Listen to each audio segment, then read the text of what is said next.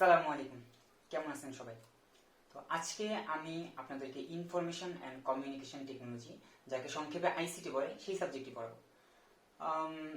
আপনাদের এইচএসসি লেভেলে টোটাল 13টি বই, তার মধ্যে এটি একমাত্র বই যেটা কিনা মাত্র এক পেপার, তাও খুবই ছোট একটি বই।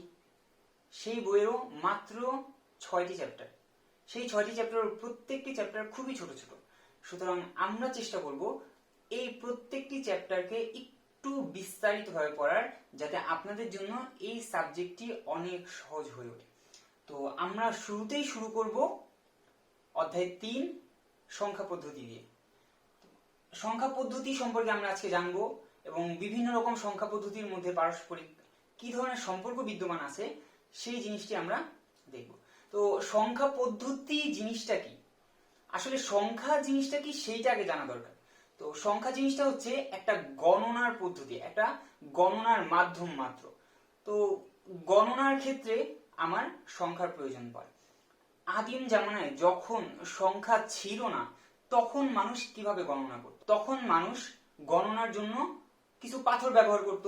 যে আমার কাছে নির্দিষ্ট পরিমাণ পাথর আছে, এই এক একটা পাথরকে আমি 1 2 3 এভাবে করে তারা হিসাব করতো। হয়তো তাদের কাছে 1 2 3 এরকম কোনো মান ছিল না, কিন্তু ব্যাপারটা মোটামুটি এইরকমই ছিল।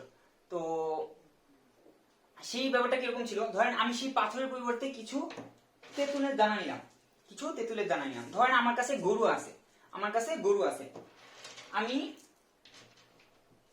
কাছে অনেকগুলো তেঁতুলের দানা আছে। আমি সেই তেঁতুলের দানাগুলোর থেকে কিছু তেঁতুলের দানা আলাদা করে রাখবো। ধরেন আমি গরুর সংখ্যা গুনতেছি, আমার কাছে যে গরু আছে সেই গরুর সংখ্যা গুনতেছি। তো গরু যখন গোয়াল থেকে বের হবে, গোয়াল ঘর থেকে বের হবে, প্রত্যেকটা গরু বের হলো, আমি একটা করে তেঁতুলের দানা আলাদা করে রাখলাম। 1টা 2টা 3টা 4টা 5টা 6টা 7টা 8টা। ধরেন আমি এই 8টা তেঁতুলের দানাকে আলাদা করে রাখলাম। তো আমি যে 8টা তেঁতুলের দানাকে আলাদা করে রাখলাম, এইটা হচ্ছে আমার গরুর সংখ্যা। আবার গরুগুলো যখন ঘরে ফিরবে, আমি প্রত্যেকটা গরু গোয়ালে ঢোকার সময়ই একটা একটা করে তেঁতুলের দানাকে সরিয়ে রাখবো। 1টা 2টা 3টা, আমার সবগুলো তেঁতুলের দানা যখন সরে যাবে, তখন বুঝবো যে আমার সবগুলো গরু গোয়ালে ঢুকেছে। ঠিক আছে? তো এখন দেখা গেল যে আমার কাছে 1000 2000 3000 10,000 এত পরিমাণ গরু যখন থাকবে, তখন আমি ভাবে একটা একটা করে গুনতে গেলে কি আমার খুবই সমস্যা হবে। তো তখন মানুষ একটু বুদ্ধি খাটানোর চেষ্টা করলো। কি করলো? ধরেন আমি 10টা দানাকে আলাদা করে রাখছি। কয়টা দানাকে আলাদা করছি? 10টা দানাকে। তো এই 10টা দানা যখন 10টা গরু গেল, 10টা গরু গোয়ালে ঢুকলো, এই 10টা দানা একদিক থেকে আরেক দিকে সরে গেল, ঠিক তখন আমি আরেকটা নতুন দানা অন্য আরেক দিকে রেখে দিব। সো আমার এই দানাটা কি বুঝাবে? যে আমার অলরেডি 10টা গরু চলে গেছে। তখন আমার আগের সেই 10টা দানা দিয়ে আমি আবার নতুন ভাবে গণনা শুরু করতে পারবো। গণনা শুরু করতে করতে করতে আবার যখন এই 10টা দানা খালি হয়ে যাবে, তখন আমি আরেকটা দানাকে আবার রেখে দিব। তো এখানে 2টা দানা কি বুঝাবে? যে আমার অলরেডি 20টা গরু গোয়াল ঘরে ঢুকে গেছে। আমাদের সংখ্যা পদ্ধতি জিনিসটা বোঝা কমপ্লিট হয়ে গেছে। চলেন এবার একটুখানি বোর্ডে ব্যাপারটা দেখি। বোর্ডে আসলে আমরা দেখবো যে ধরেন এই 10টা ফোঁটা দিলাম, 1 2 3 4 5 6 7 8 9 10। এই 10টা একবার রাউন্ড করার পর এখানে নতুন একটা ফোঁটা যোগ হবে। আবার 10টা নতুন করে, আবার 10টা একবার রাউন্ড হলে এখানে আরেকটা নতুন ফোঁটা যোগ হবে। আবার 10টা রাউন্ড করলে এখানে আরেকটা ফোঁটা যোগ হবে। তো এখানে 3টা ফোঁটা আছে, এর মানে আমার অলরেডি 3 × 10 পরিমাণ গরু আমার গোয়ালে ঢুকে গেছে। অর্থাৎ চিন্তা করে দেখেন যে এইখানে যেই কয়টা সংখ্যা আছে, এইখানে যেই কয়টা দানা আছে, তা দিয়ে আমি গুণ করছি। একে বলা হয়েছে বেজ। এবার আমরা এই প্রত্যেকটা দানাকে এক একটা করে নাম দিয়ে দিব। এটাকে দিব 1 2 3 4 5 6 7 8 9 0। যখন এই 10 নাম্বার দানা চলে গেল, তখন এইখানে এইটা হয়ে যাবে 1 0। এবার আমরা ব্যাপারটা বুঝতে পারছি যে আমাদের এই 1 2 3 এই সংখ্যাগুলো কিভাবে আসলো। এবার একটু চিন্তা করে দেখি, যখন আমি প্রথমে একটা একটা করে দানা গুনছিলাম তখন আমার সেই প্রত্যেকটা দানার কোনো জায়গার ভ্যালু আছে, যে আমি দানাগুলো যেখানেই রাখি প্রত্যেকটা দানা আমার একই নির্দেশ করবে। সো তখন ওই হিসাবকে বলা হয়েছে non positional number system. Non positional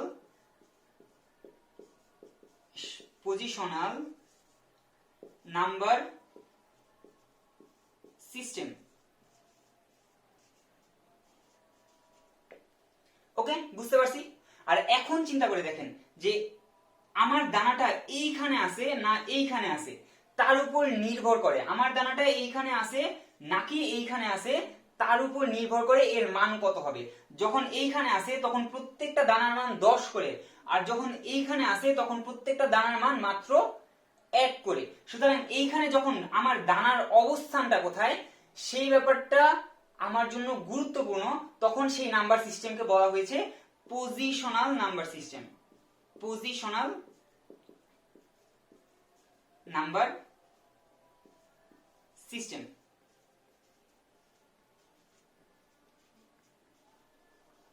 এবার আমরা আরেকটু চিন্তা করি, যখন এখানে 10টা রাউন্ড করে একটা আসে, 10টা রাউন্ড করে একটা আসে, 10টা রাউন্ড করে একটা আসে, এইখানে আবার যখন 3 5 6 7 8 9 10 নাম্বার হয়ে যাবে, তখন আমরা 11 নাম্বারে না গিয়ে নতুন করে এখানে 10টা হয়েছে মানে এখানে আরেকটা নতুন দানা যদি অ্যাড করে দিই, তখন আমার এই দানার ভ্যালু কত হবে?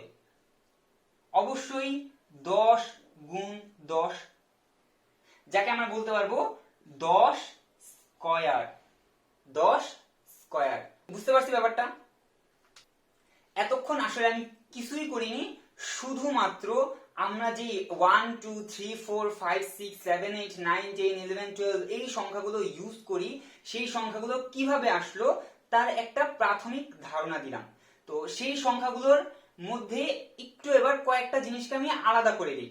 একটু দেখি আমরা এই জিনিসগুলোকে মুছে আমাদের দৈনন্দিন ব্যবহৃত একটা সংখ্যাকে দেখব। এখন দেখে নিন, 132 একটা নাম্বার।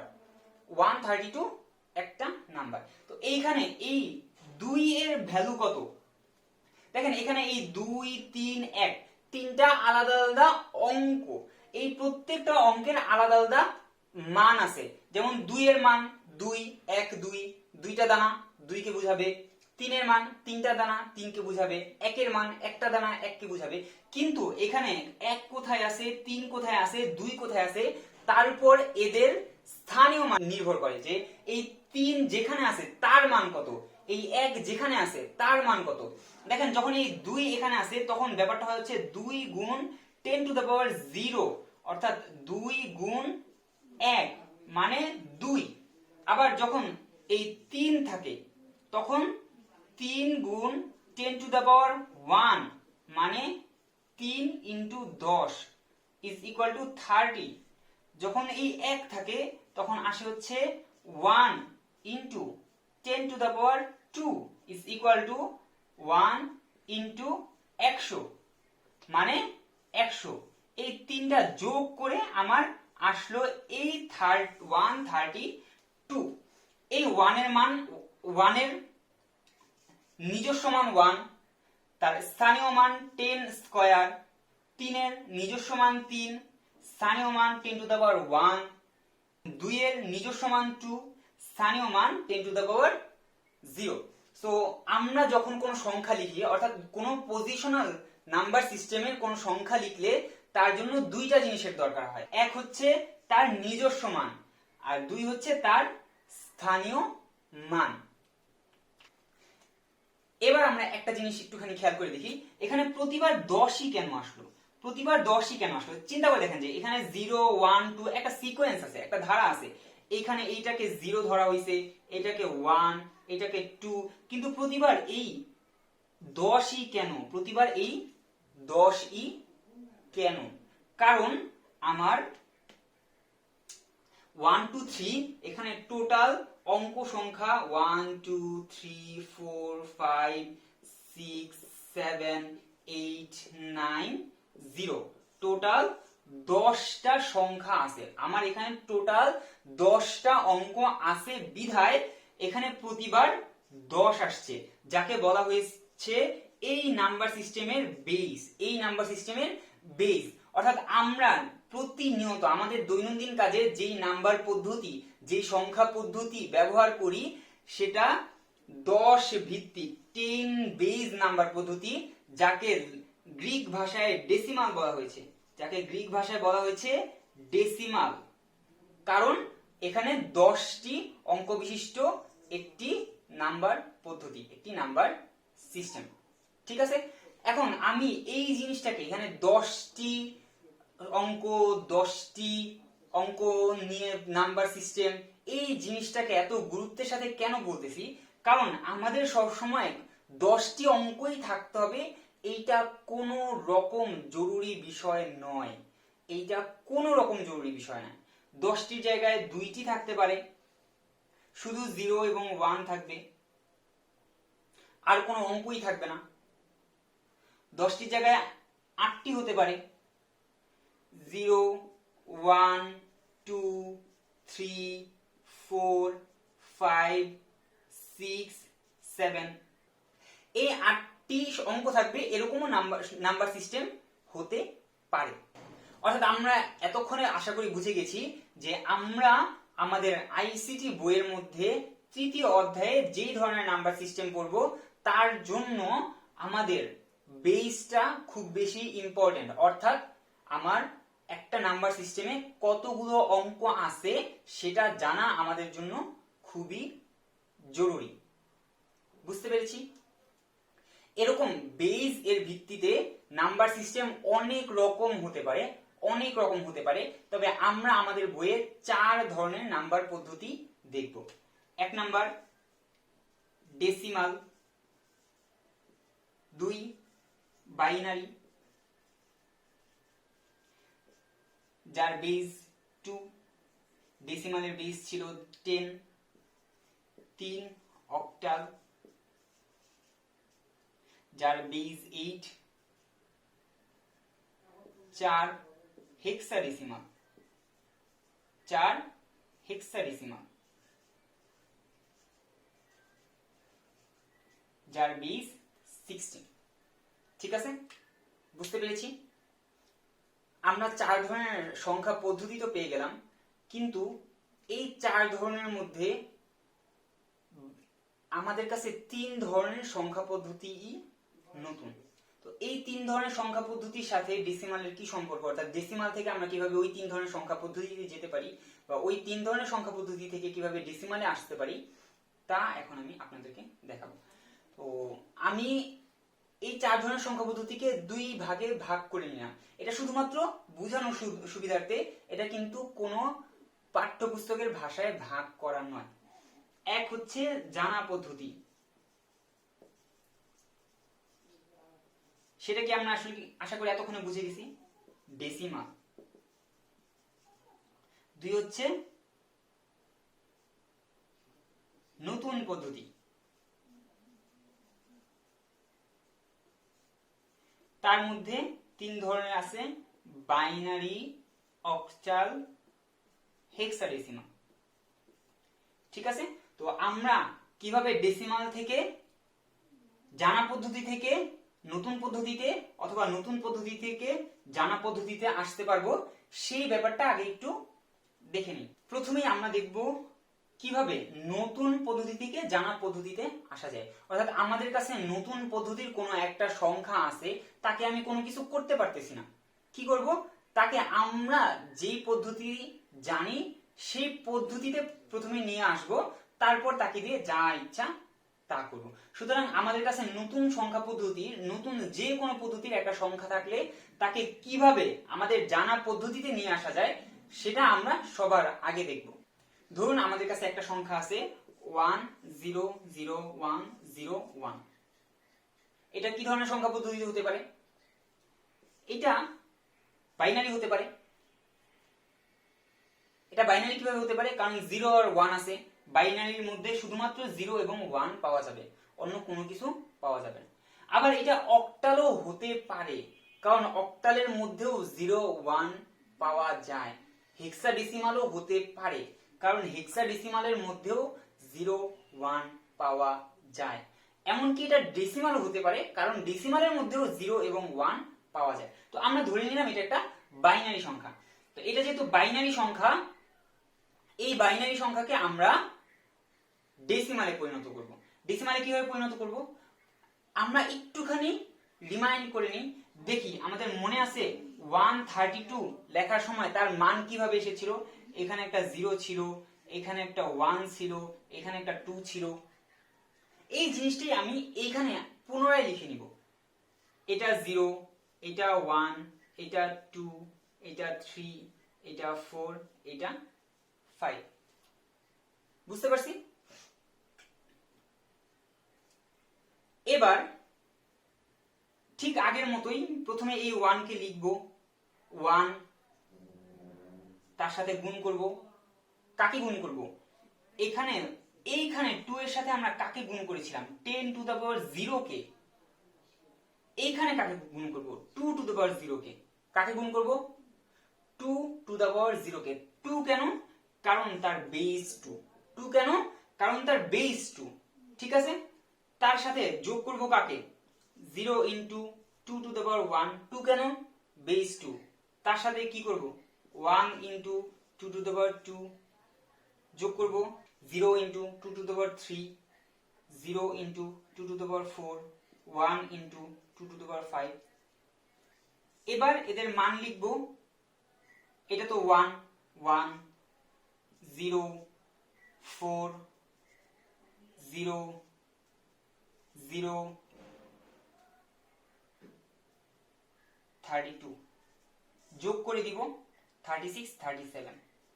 এটাই হচ্ছে আমার এই সংখ্যাটির ডেসিমাল ভ্যালু। এটাই হচ্ছে আমার এই সংখ্যাটির ডেসিমাল ভ্যালু।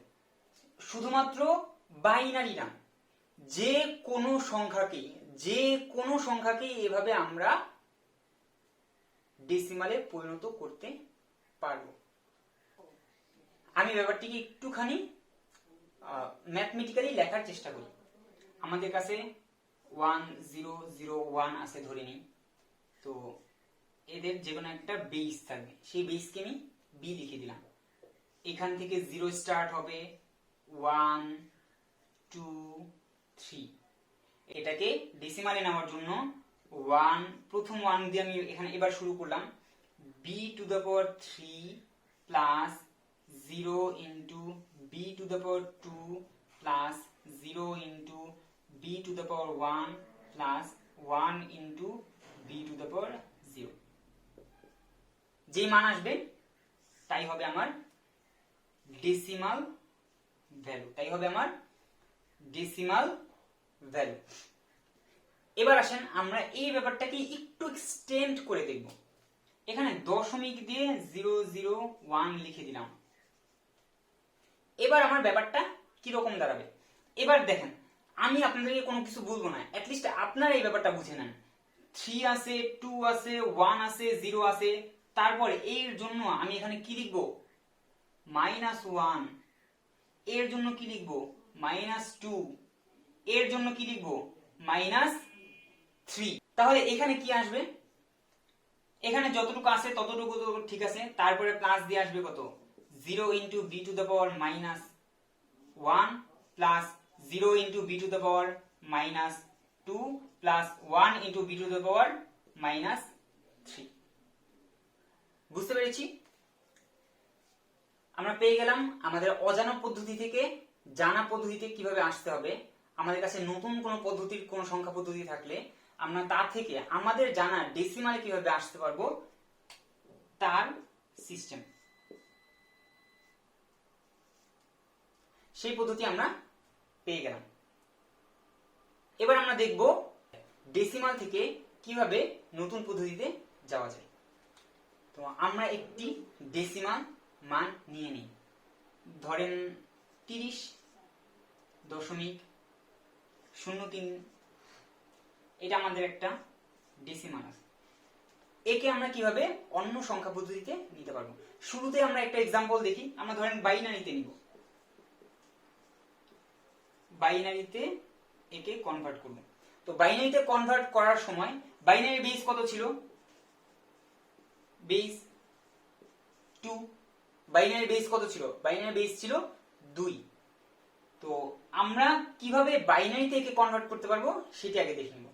বাইনারিতে একে কনভার্ট করতে গেলে আমাদের সর্বপ্রথম এই জিনিসটা জানা দরকার, ডেসিমালের ক্ষেত্রে আমরা যখন অন্য কোনো আমাদের কাছে নতুন কোনো সংখ্যা পদ্ধতি ছিল তাকে আমরা ডেসিমালে এনেছিলাম, তখন একসাথেই সম্পূর্ণ অঙ্কটি করতে পেরেছিলাম। কিন্তু এইখানে আমরা সেই ব্যাপারটি করতে পারবো না। আমাদের দশমিকের আগের সংখ্যা এবং দশমিকের পরের সংখ্যাকে আলাদা আলাদা ভাবে অঙ্ক করতে হবে। প্রথমে আমরা দশমিকের আগের সংখ্যা কিভাবে করব সেটি একটু দেখে নিই। দশমিকের আগে আমাদের কাছে আছে 30, তাকে আমরা ভাগ করব 2 দিয়ে। 2 দিয়ে কেন? কারণ বাইনারি বেস 2, সেই জন্য আমরা 2 দিয়ে ভাগ করব। যদি অন্য কোনো সংখ্যা পদ্ধতি হতো, যদি 8 বেস অর্থাৎ অক্টাল হতো তাহলে 8 দিয়ে ভাগ করতাম। যদি হেক্সাডেসিমাল হতো তাহলে 16 দিয়ে ভাগ করতাম। যদি 5 বেস কোনো সংখ্যা পদ্ধতি দেওয়া হতো, যার নাম আমার জানা নেই, আপনারা যে কোনো একটা নাম দিয়ে নেন, সেই 5 বেস সংখ্যা পদ্ধতি হলে আমরা এখানে 5 দিয়ে ভাগ করতাম। তো এখানে যেহেতু আমরা বাইনারিতে পরিণত করব, সুতরাং 2 দিয়ে ভাগ করে নিই। 2 দিয়ে ভাগ করলে এখানে কত আসবে? ভাগফল 15। সেই ভাগফল আমরা এখানে লিখে দিব, সাথে ভাগ শেষটা এখানে রেখে দিব। এরপর আবার ভাগ করব কত দিয়ে? 2 দিয়ে। ভাগফল 7, ভাগশেষ 1 রেখে দিব। এরপরে আবার ভাগ করব 2 দিয়ে। ভাগফল 3, ভাগশেষ 1 রেখে দিব। এরপরে আবার ভাগ করব 2, ভাগফল 1, ভাগশেষ 1। এখন চিন্তা করেন, দেখেন যে এটা কি আর ভাগ যাবে? হ্যাঁ, আরো একবার ভাগ যাবে 2 দিয়ে। ভাগফল 0, ভাগশেষ 1। যখন 0 হয়ে গেছে তখন আর আমরা একে ভাগ করতে পারবো না। 0 এইখানে 0 আসার আগ পর্যন্ত আমরা একে ভাগ করতেই থাকবো এবং আমরা আলাদা করে রাখবো কাদেরকে? আমাদের ভাগশেষকে। এবার নিচ থেকে উপরের দিকে যাব। আবার বলতেছি, নিচ থেকে উপরের দিকে যাব। সংখ্যাটা লিখে নেই নিচ থেকে উপরের দিকে, 1 1 1 1 0, যা আমার এই 30 এর বাইনারি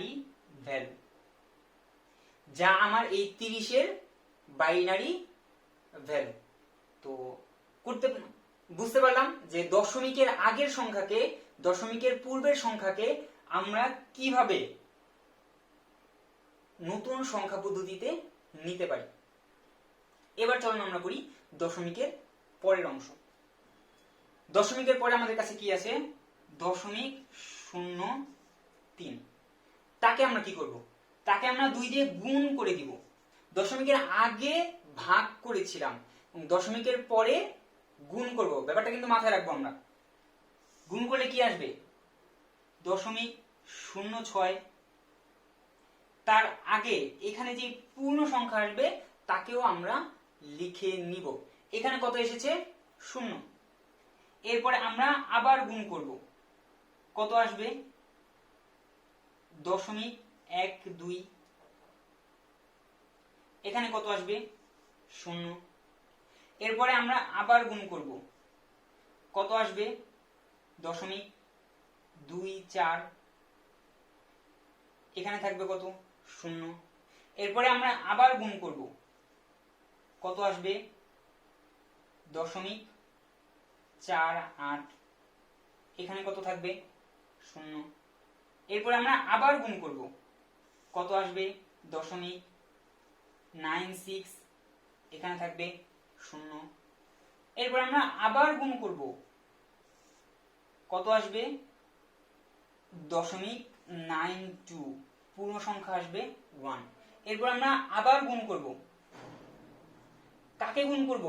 শুধুমাত্র দশমিকের পরের অংশটুকু। আমরা একে আলাদা করে রেখেছি, এর সাথে কখনোই গুণ করি নি। 0.92 কে আবার গুণ করেন, কি আসবে? 0.841। এভাবে করতে করতে আসতেই থাকবে। কখনো হয়তো শেষ হতে পারে, কখনো দশমিকের পর 00 চলে আসবে। যখন 00 চলে আসবে তো ভালো, যদি না আসে তাহলে ধরে নিব এটা অসীম পর্যন্ত আছে বা অনেক দূর গিয়ে আমার মিলবে। আমরা তত দূর পর্যন্ত আর যাব না। আমরা এইখানে কি করব? উপর থেকে নিচে যাব। এখানে কি করব? উপর থেকে নিচে যাব। আগে কি করেছিলাম? নিচ থেকে উপরে গিয়েছিলাম, এখানে উপর থেকে নিচে যাব। একটা সুন্দর ব্যাপার দেখেন যে এইখানে আমি সবার নিচ পর্যন্ত পৌঁছাতেই পারি নাই, সুতরাং নিচ থেকে উপরে তো যেতেই পারবো না। তাহলে কোথায় থেকে কোথায় যেতে হবে? উপর থেকে নিচে। আর এখানে উপর থেকে নিচে গিয়েছি মানে এর আগে নিচ থেকে উপরেই যেতে হবে। উপর থেকে নিচে যদি যাই কি হবে? লিখে নিব 0 0, 3টা 0, 4টা 5টা, 5টা 0, 1 1, আরো আছে জানি না, ডট ডট দিয়ে দিব দশমিক। এটা কিসের মান ছিল? 0.03 এর। কিসের মান ছিল? 0.03 এর মান ছিল, যার মান বাইনারিতে আমরা কত পাবো? 0.000001 ব্যাপারটা বুঝতে পেরেছি। এবার আমরা এটাকে এবং এটাকে একসাথে জুড়ে দিব। এটাকে আর এটাকে একসাথে জুড়ে দিলে এখন ব্যাপারটা কিরকম দাঁড়াবে? 30.03 10 is equal to 111.0000011 dot dot dot 2। এবার আমরা ব্যাপারটা বুঝতে পেরেছি। এখানে শুধু বাইনারি এর জন্য না, যে কোনো বেস থাকলে ঠিক একইভাবেই আমরা ভাগ করতাম, ঠিক একইভাবেই আমরা গুণ করতাম। এই নাম্বারের জন্যই অক্টালের জন্য আমি দেখিয়ে দিচ্ছি। অক্টালের জন্য আমার বেস কত? 8। প্রথমে কি কাকে নিব? 30 কে ভাগ করব কত দিয়ে? 8 দিয়ে। ভাগফল কত হবে? 4 7 28, 4 থাকবে কত? 2। আবার ভাগ করব কত কত দিয়ে? 8 দিয়ে। হবে কত? 0। ভাগশেষ কত থাকবে? 4। এবার কি আর আমি ভাগ করতে পারবো? 0 যখন চলে এসেছে আর ভাগ করতে পারবো না। নিচ থেকে উপরে যাই, 30 is equal to 42, 10 8 পেয়ে গেছি। এরপরে দশমিকের পরের ব্যাপারটাতে যাই। দশমিকের পরে কি ছিল? 0.03। কি করব? গুণ করব কত দিয়ে? 8 দিয়ে। কত হবে? 0.24।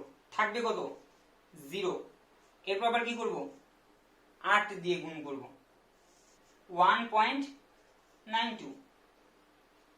ঠিক আছে। এরপর আবার কি করব? 8 দিয়ে গুণ করব, কত আসবে? 7.36। তো এভাবে কি হবে? গুণ করতে করতে আসতেই থাকবে। আলাদা করে রাখলাম কাকে? 017। এবার কি করব? উপর থেকে নিচে। সুতরাং 0.03 এর মান কি আসবে? 0.017 ডট ডট ডট